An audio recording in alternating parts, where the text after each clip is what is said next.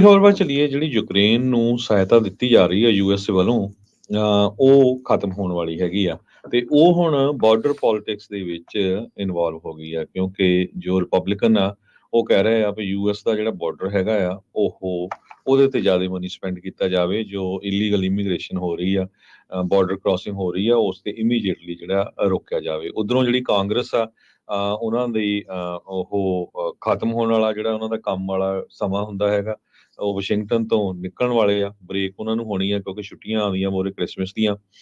106 billion dollar ਜਿਹੜਾ ਆ ਉਹ ਰਿਕੁਐਸਟ ਕੀਤਾ ਗਿਆ ਸੀ ਪ੍ਰੈਜ਼ੀਡੈਂਟ ਜੋ ਬਾਈਡਨ ਉਹਨਾਂ ਵੱਲੋਂ ਅਕਤੂਬਰ ਮਹੀਨੇ 'ਚ, ਤਾਂ ਕਿ ਕੀਵ ਜੋ ਯੂਕਰੇਨ ਦੀ ਰਾਜਧਾਨੀ ਹੈਗੀ ਆ, ਉਹਨੂੰ ਫੋਰਟੀਫਾਈ ਉਹਨੂੰ ਫੋਰਟੀਫਾਈ ਕੀਤਾ ਜਾ ਸਕੇ, ਤਾਂ ਕਿ ਰਸ਼ੀਆ ਵਾਲੇ ਕਿਸੇ ਤਰ੍ਹਾਂ ਨਾਲ ਉੱਥੇ ਇਨਵੇਜਨ ਨਾ ਕਰ ਸਕਣ, ਐਂਟਰ ਨਾ ਕਰ ਸਕਣ।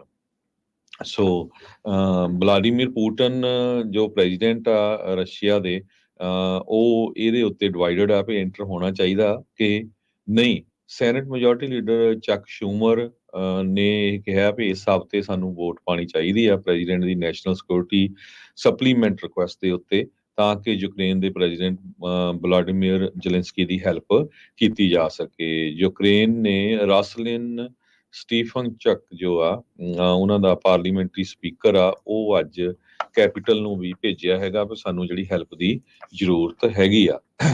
ਸੋ ਇਹ ਦੇਖਦੇ ਆ ਵੀ ਕਿੱਥੇ ਕੁ ਜਾ ਕੇ ਜਿਹੜੀ ਗੱਲ ਬਣਦੀ ਆ। ਸੈਨੇਟਰ ਕ੍ਰਿਸ ਮਰਫੀ ਜੋ ਆ, ਉਹਨਾਂ ਨੇ ਰਿਪਬਲਿਕਨਸ ਨੂੰ ਅਕਿਊਜ਼ ਕੀਤਾ ਹੈ ਵੀ ਉਹ ਇਸ ਡੀਲ ਦੇ ਉੱਤੇ ਜਿਹੜੇ ਆ ਸਾਡਾ ਸਾਥ ਨਹੀਂ ਦੇ ਹੈਗੇ। ਦੂਸਰੇ ਪਾਸੇ ਇਹ ਵੀ ਖਬਰਾਂ ਆ ਰਹੀਆਂ ਵੀ ਇੱਕ ਟਾਈਮ ਦੇ ਉੱਤੇ ਯੂਕਰੇਨ ਵਾਲਿਆਂ ਨੇ ਸੋਚਿਆ ਸੀ ਵੀ ਆਪਾਂ ਮਾਸਕੋ 'ਚ ਜਾ ਕੇ ਸਿੱਧਾ ਜਿਹੜਾ ਉਹਨਾਂ ਤੇ ਅਟੈਕ ਕੀਤਾ ਜਾਵੇ, ਪਰ ਇਲੋਨ ਮਸਕ ਜਿਹਦੀ ਕੰਪਨੀ ਸਟਾਰਲਿੰਕ ਹੈਗੀ ਆ, ਜੋ ਫ੍ਰੀ ਇਸ ਟਾਈਮ ਦੇ ਉੱਤੇ ਉਹਨਾਂ ਨੂੰ ਯੂਕਰੇਨ ਨੂੰ ਆਪਣਾ ਇੰਟਰਨੈਟ ਸਰਵਿਸ ਪ੍ਰੋਵਾਈਡ ਕਰ ਰਹੀ ਆ, ਜਦੋਂ ਉਹਨੂੰ ਪਤਾ ਲੱਗਾ ਤੇ ਉਹਨਾਂ ਨੇ ਕਹਿੰਦੇ ਇੰਟਰਨੈਟ ਹੀ ਬੰਦ ਕਰ ਦਿੱਤਾ ਵੀ ਇਹ ਤਾਂ ਵਰਲਡ ਵਾਰ ਸ਼ੁਰੂ ਹੋ ਸਕਦੀ ਹੈਗੀ ਆ। ਸੋ ਇੰਨੀ ਪਾਵਰ ਜਿਹੜੀ ਆ ਉਹ ਇਲੋਨ ਮਸਕ ਦੇ ਕੋਲ ਹੈਗੀ ਆ। ਇਹ ਖਬਰ ਵੱਲ ਚੱਲੀਏ। ਜਿਹੜੀ ਯੂਕਰੇਨ ਨੂੰ ਸਹਾਇਤਾ ਦਿੱਤੀ ਜਾ ਰਹੀ ਹੈ ਯੂਐਸ ਵੱਲੋਂ, ਉਹ ਖਤਮ ਹੋਣ ਵਾਲੀ ਹੈਗੀ ਆ। ਤੇ ਉਹ ਹੁਣ ਬਾਰਡਰ ਪੋਲਿਟਿਕਸ ਦੇ ਵਿੱਚ ਇਨਵੋਲਵ ਹੋ ਗਈ ਆ, ਕਿਉਂਕਿ ਜੋ ਰਿਪਬਲਿਕਨ ਆ ਉਹ ਕਹਿ ਰਹੇ ਆ ਵੀ ਯੂਐਸ ਦਾ ਜਿਹੜਾ ਬਾਰਡਰ ਹੈਗਾ ਆ ਉਹਦੇ ਤੇ ਜ਼ਿਆਦਾ ਮਨੀ ਸਪੈਂਡ ਕੀਤਾ ਜਾਵੇ। ਜੋ ਇਲੀਗਲ ਇਮੀਗ੍ਰੇਸ਼ਨ ਹੋ ਰਹੀ ਆ, ਬਾਰਡਰ ਕ੍ਰਾਸਿੰਗ ਹੋ ਰਹੀ ਆ, ਉਸ ਤੇ ਇਮੀਡੀਏਟਲੀ ਜਿਹੜਾ ਰੋਕਿਆ ਜਾਵੇ। ਉਧਰੋਂ ਜਿਹੜੀ ਕਾਂਗਰਸ ਆ, ਉਹਨਾਂ ਦੀ ਖਤਮ ਹੋਣ ਵਾਲਾ ਜਿਹੜਾ ਉਹਨਾਂ ਦਾ ਕੰਮ ਵਾਲਾ ਸਮਾਂ ਹੁੰਦਾ ਹੈਗਾ, ਉਹ ਵਾਸ਼ਿੰਗਟਨ ਤੋਂ ਨਿਕਲਣ ਵਾਲੇ ਆ। ਬ੍ਰੇਕ ਉਹਨਾਂ ਨੂੰ ਹੋਣੀ ਆ ਕਿਉਂਕਿ ਛੁੱਟੀਆਂ ਆਉਂਦੀਆਂ ਮੋਰੇ ਕ੍ਰਿਸਮਸ ਦੀਆਂ। 106 ਬਿਲੀਅਨ ਡਾਲਰ ਜਿਹੜਾ ਆ ਉਹ ਰਿਕੁਐਸਟ ਕੀਤਾ ਗਿਆ ਸੀ ਪ੍ਰੈਜ਼ੀਡੈਂਟ ਜੋ ਬਾਈਡਨ ਉਹਨਾਂ ਵੱਲੋਂ ਅਕਤੂਬਰ ਮਹੀਨੇ 'ਚ, ਤਾਂ ਕਿ ਕੀਵ ਜੋ ਯੂਕਰੇਨ ਦੀ ਰਾਜਧਾਨੀ ਹੈਗੀ ਆ, ਉਹਨੂੰ ਉਹਨੂੰ ਫੋਰਟੀਫਾਈ ਕੀਤਾ ਜਾ ਸਕੇ, ਤਾਂ ਕਿ ਰਸ਼ੀਆ ਵਾਲੇ ਕਿਸੇ ਤਰ੍ਹਾਂ ਨਾਲ ਉੱਥੇ ਇਨਵੇਜਨ ਨਾ ਕਰ ਸਕਣ, ਐਂਟਰ ਨਾ ਕਰ ਸਕਣ।